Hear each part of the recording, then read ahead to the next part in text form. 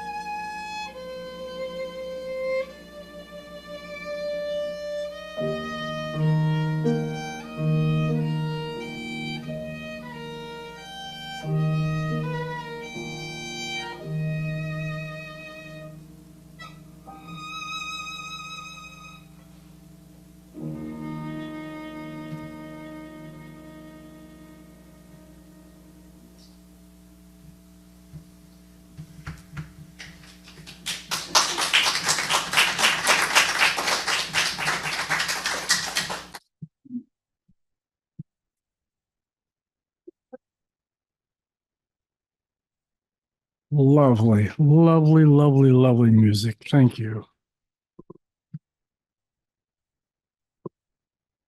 JD, our opening words. Feels sacrilegious to follow that music, that beautiful music, with a service about manure, but we will forge ahead. Our opening words this morning are a short piece called Counsels by Marge Piercy. She writes, "We must sit down and reason together. Perhaps we should sit in the dark. In the dark, we could utter our feelings. In the dark, we could propose and describe and suggest. In the dark, we could not see who speaks, and only the words would say what they say. No one would speak more than twice. No one would speak less than once. Thus, saying what we feel and what we want, what we fear for ourselves and each other into the dark, perhaps we could begin to listen. The women must learn to dare to speak. The men must learn to bother to listen. The women must learn to say, I think this is so. The men must learn to stop dancing solos on the ceiling. After each speaks, she or he will say a ritual phrase. It is not I who speaks, but the wind. Wind blows through me. Long after me is the wind.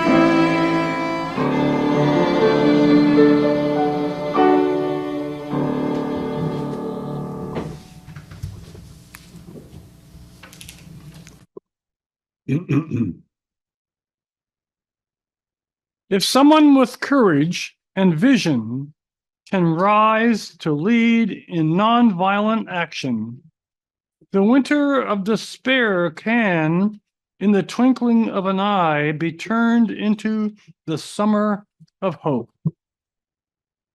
It is possible. It is possible to live in peace. Nonviolence is not a garment to put on and off at will.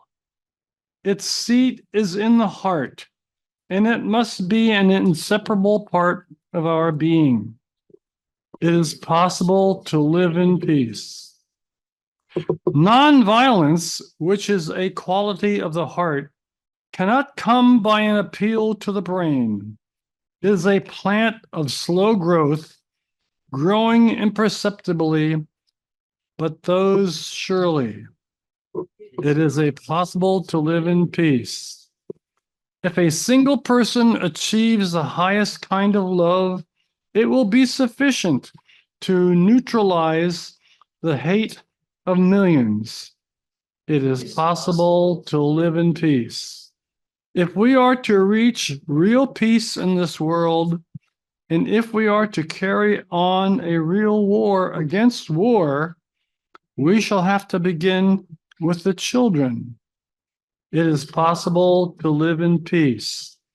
The future depends on what we do in the present. It is possible to live in peace. Now, again, it is my pleasure to introduce someone well known to all of you, J.D. Stillwater. So J.D., take it away. As many of you know, in 1986, I walked from Los Angeles to Washington, D.C. on the Great Peace March for global nuclear disarmament. It was a pivotal year in my life in so many ways, which is why it keeps coming up and why you've heard me mention this before. And one of the lessons I learned that year and seem to have to keep learning goes by the shorthand Manure warehouse. But you need some background before I can even tell the story. The first organizer of the Great Peace March was a nonprofit called Pro Peace, which is short for People Reaching Out for Peace. And they attracted me and many others with promises of 5,000 people living and traveling in a vast tent city of 5,000 people in 2,500 tents, walking from LA to DC en masse with hot showers every morning, rock star concerts every night, and overwhelming impact. Well, we walked out of Los Angeles on time on March 1st, but with only about 1,200 people, a crippling lack of liability insurance, and Pro-Peace staggering under $500,000 in debt that they hoped they could fundraise away once we got on the road. 2 weeks later, as we walked into a little town called Barstow on the edge of the Mojave Desert, Pro-Peace announced that they were bankrupt and told us all to go home. And all but about 400 of us did go home as repo men descended on our campsite to take away all the equipment. And what remained was a diverse group of people, and we each did whatever we could. So, the skilled mechanics removed essential pieces from the trucks that pulled our kitchen and our porta potties, thereby stymieing some of the repo men. The attorneys among us sought an injunction against further repossessions, arguing successfully that 400 people on the edge of the desert needed that stuff to survive. And those same attorneys quickly cobbled together a new 501c3 corporation. People with commercial kitchen skills, including me, made food. Musicians played in local bars for tips, and those tips went to the march effort, and so on. Well, the shower trucks were among those that got repossessed, and the media further relieved us of any remnants of glamour with gleeful headlines about the death of the Great Peace March. Nevertheless, we persisted, and about 2 weeks later, we left Barstow and headed out into the desert as a pretty tough, lean, scrappy, and often stinky band of 400 activists who were determined to walk all the way to Washington, D.C. for global nuclear disarmament. Why am I telling you this now, this year? Well, the March community remains close, maybe about as close as soldiers who've experienced combat together. As I said, we were a diverse group, and although most of us remain committed to nonviolence and are generally still progressive politically, nearly 40 years have gone by, and things change. I'm not sure why, but some marchers have come to see me as emblematic of something, and they write to me on Facebook Messenger. And until the last couple of years, those conversations were usually almost always respectful, even in strong disagreement sometimes. But recently, 2 of those conversations with 2 of my Peace March buddies became extremely rude and crude, violent, and from my perspective, completely unhinged from reality. After a while, I got kind of tired of being called horrible names in spite of trying to be respectful myself. So I put these two guys together in a group chat. And I admit that I was partly motivated by potential entertainment value, but I honestly didn't know if they would mostly agree or disagree with each other. I just knew they were both passionate to the point of vehemence.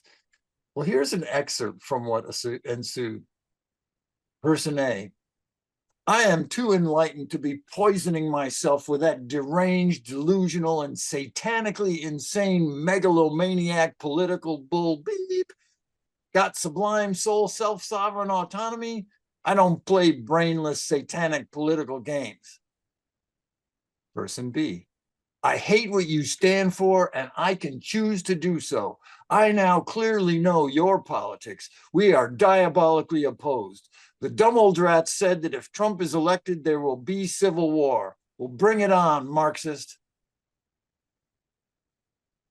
This kind of talking past each other continues for pages and pages. One claiming to be so spiritually enlightened that he's above all politics, while flinging violent insults at everyone who isn't so enlightened. And the other one labeling anyone who criticizes Donald Trump as a Marxist and an enemy that he is eager to gun down. Now, keep in mind, I cherry picked those two excerpts to avoid the dozens of F-bombs and for being even marginally intelligible.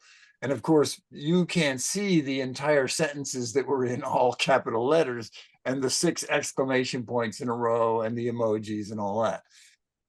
And to be fair, there may be some mental illness involved here, but it got to me how we had gotten to this point in a community of people who walked together for 9 months for peace. More importantly, I was dogged by the question of how to heal this. How do we heal this? The thing is, I already know. I know because of something I witnessed, I participated in on the march in a warehouse full of manure. Once we were out of the desert and up over the Rockies, the marchers became deeply polarized around one particular issue that today, decades later, feels kind of petty and insignificant, but it was a big deal at the time.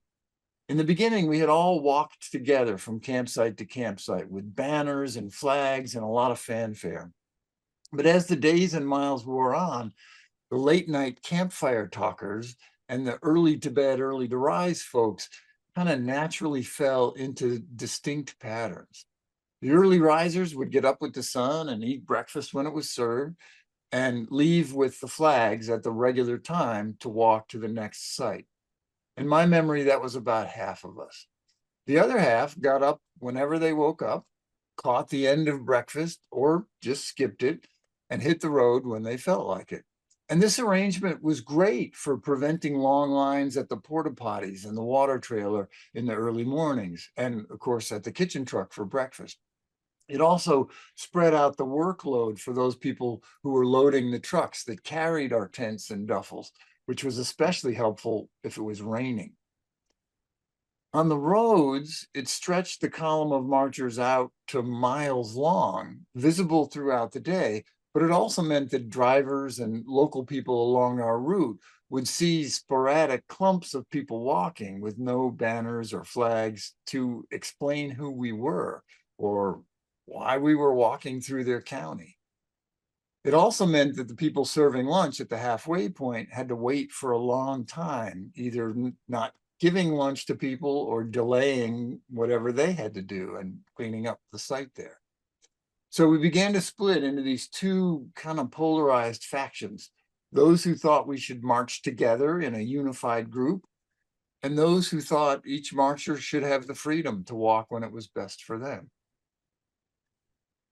We called our ever-moving encampment of tents Peace City, and early on, the board of directors had delegated operations authority to the Peace City Council, And council members were elected periodically by the marchers, complete with campaigns and term limits and really all the usual squabbles that arise whenever humans try to live and work together. Well, at some point, the early risers brought a proposal to city council that would require everyone to start walking at the appointed time in the morning. And that did not go over well, as you might imagine. Now, city council's habit was to seek consensus whenever possible. So heated discussions about this proposal ended by tabling the motion to the next meeting, where more people showed up and the discussion was more heated and so on until the entire March community was factionalized. It got more and more heated until it dominated conversations, and it got to the point where some people just talked about just going home. Now, if this doesn't yet sound a little bit like American politics today, let me add that there was also a sort of generational split here too. The Walk Together crowd tended to be older retirees and veterans of the civil rights era, while 20-somethings tended to favor walking whenever you want. One afternoon, somewhere in eastern Colorado, at the height of this very localized political storm, a real storm, complete with hail and tornado warnings, forced us to abandon our half-set-up tents and make a run for a sturdy metal roof building that stood next to the soggy farm field where Peace City was being erected. Relieved, all 500 of us ducked inside this building, only to have our noses inform us that it was a storage facility for fertilizer, the natural kind. They had in there manure from pigs, cows, chickens, bats, you name it, all in these big separate piles, all accessible by a front loader. And the piles were warm. Some of them were steaming. So just try to imagine the smell inside this building. But, you know, it was better than a surprise real life casting in the roles of Dorothy and Toto. So, you know, we kind of milled around in there as the storm built and then raged outside. And we realized it might be a while, but most of us were unwilling to sit really anywhere in that building. And mind you, many of us didn't smell a whole lot better than those piles, but still, you know. So at some point, someone got a bright idea and they just set up a microphone and a small PA. And they said something like, if you'd like to share your thoughts on the question of walking together, here's a microphone. Let's agree not to heckle, just get in line if you want to speak, and otherwise, let's just listen. 2 minutes per speaker. Well, people did get in line because this was a hot issue. And as hailstones roared down on the metal roof, people raged and stormed their anger and indignation into that microphone. It's a march, not a meander. Why the hell did you come on this if you aren't willing to make an impact? And how dare you try to legislate how I approach my activism? Hurtful things had been said, and there was a lot to express. Often a speaker would just disagree strongly with the previous speaker and would be followed by someone similarly disagreeing with them. It was painful and also cathartic. A lot of people would fill their 2 minutes and then immediately get back in line again. It was a long line at the beginning. And, you know, both perspectives had valid points. We had come on this march to make an impact, and walking all strung out was diminishing that. On the other hand, people didn't give up a year of their lives just to be micromanaged by a bunch of control freaks. And besides, walking strung out allowed for deeper conversations with people on the sidelines and over breakfast in local diners and coffee shops. There were many more arguments that people brought up from both sides that day, too many to describe here. But after a while that seemed like forever, the line got a bit shorter. And people started conceding points that they had previously rejected. The late walkers acknowledged that it wasn't really too much to ask that they show up for breakfast, although they did not like the proposal to make it a requirement. The Walk Together folks conceded that there were some logistical and tactical advantages to walking spread out. Each of those little concessions created a tiny bit of political elbow room for actually considering the merits of the other perspective. Over time, the line got shorter and shorter until there were thoughtful pauses between speakers at that microphone. And by the end of the hailstorm outside, the political storm inside had ended too. And the solution was obvious to everyone. No one proposed it, no one created it, no one enforced their will on anyone else. It was self-evident what we would do. We would choose to walk together when we walked through towns and cities, and we would walk however we each wanted through the rural countryside. City mode and country mode, we came to call them. It was such a perfect solution that we wondered why we hadn't thought of it sooner. That day in a manure warehouse somewhere on the vast plains of eastern Colorado, I learned that authentic sharing and open-hearted listening is the key, not only to peace, but also to better solutions. Sometimes conceding the small truths that we can admit in the other's perspective gives both parties the grace to seek some other way, some way that isn't even possible while entrenchment rules the debate. Note that the resolution to the march's divisive question on how to walk each day required no new rules, no city council decisions, no vote, no enforcement. It was obvious to us. Let me suggest that there may be similar solutions to questions like abortion and immigration. For example, liberals like me could admit that abortion isn't a universal good and that it would be better for people to have all the tools they need to prevent unwanted pregnancies in the first place. If pro-lifers can concede that the goal is to minimize the number of abortions rather than to control and punish sexuality, we could work together to truly make abortion safe, legal, and rare. I don't think my side has emphasized the and rare part nearly enough. In today's political landscape, are we sharing and listening vulnerably? Is it even safe to these days? Can we trust that our listening and sharing won't get weaponized? And that being vulnerable might give permission for the other side to soften a bit too? Is there enough goodwill, enough common cause to take shelter together in this metaphorical room full of manure and just talk? Can we handle the stench long enough to really hear one another? Are we curious enough to rise out of our manure piles and consider new options that might benefit everyone? Manure can smell pretty bad, but the nutrients it contains are tremendously valuable to farmers. That's why that manure warehouse was there.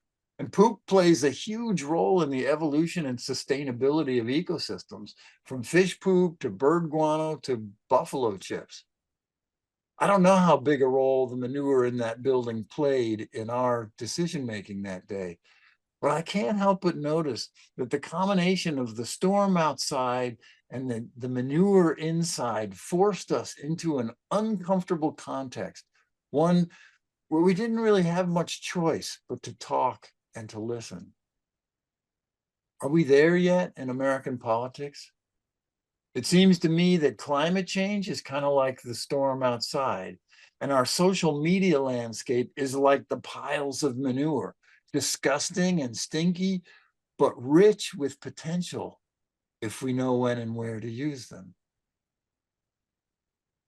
After days of vitriol between my two fanatical friends on Messenger recently, I chimed in to remind them about that day in the manure warehouse. And one of them conceded that they could be a better listener and made some moves in that direction. The other one continued to insist that we were both his enemies and that anyone not in support of Trump is, by definition, a Marxist and therefore deserving of prison or worse. As I said, mental illness may be a factor for both of these folks. It even could be for me too, for all I know.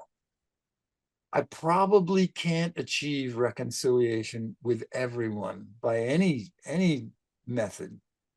The question is, am I able to engage my curiosity enough to listen compassionately?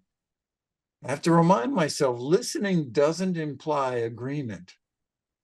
In these times, authentic, earnest, curious listening may be all we have. The best part of this story is that on November 15th, 1986, the Great Peace March for Global Nuclear Disarmament walked into Washington, D.C., 20,000 strong and on schedule. We had crossed endless cornfields in country mode, enjoying the scenery and good conversations in leisurely singles and pairs. And we had marched in a loud, compact, unmistakable column through small towns like Coralville, Iowa, and down the glass canyons of big ones like Chicago, Cleveland, and New York. My friend Tom Atlee, a fellow marcher and founder of the Co-Intelligence Institute, says that he marks that day in the manure warehouse as the birth of the Institute, the Co-Intelligence Institute. He later wrote, quote, "In 1992, I was browsing through Jerry Mander's book titled In the Absence of the Sacred, when a quote leapt off the page. It was from Oren Lyons, faith keeper of the Turtle Clan of the Onondaga Iroquois, describing traditional tribal councils.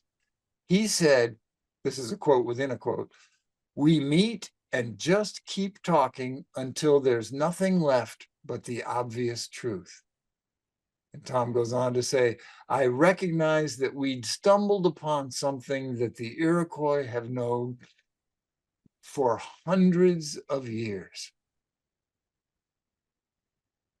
It doesn't seem like it should be that hard to just listen, but I struggle to do it over and over again. May we continue to stumble on and apply this ancient and priceless human technology of genuine listening and sharing, and keep it close to heart with us as we weather the present storms of all kinds. May it be so. Metaphorical warehouse full of manure. Let us stop setting up our tent of self-righteousness and seek shelter in its smelly shadows. Let us find that lonely microphone of reconciliation and invite our opponents to speak into it. Let us listen, hearts open, and take turns speaking bravely while the storms of life rage around us. Let us be watchful for the treasures that may emerge from a palace of poop. Let us go and seek peace, remembering the manure is optional. Amen.